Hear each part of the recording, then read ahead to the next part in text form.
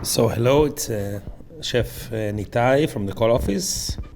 Today I want to talk about what is the KUSSA salad and how this dish can come to life.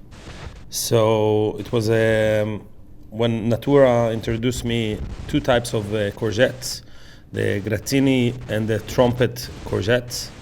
And then we went to a visit in a farm in North London. I tried to do a type of salad that is reflecting very well our type of cuisine of fresh and healthy.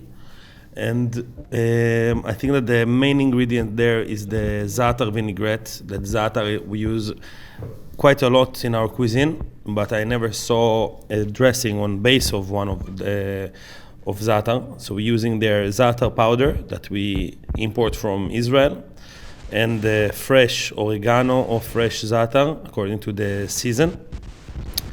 We have their dry olives and a lot of herbs like coriander and mint and sorrel. So this whole combination with two types of courgettes, each one have its own texture and own flavor, a lot of herbs, a bit of dry olives, and the za'atar vinaigrette made this dish alive.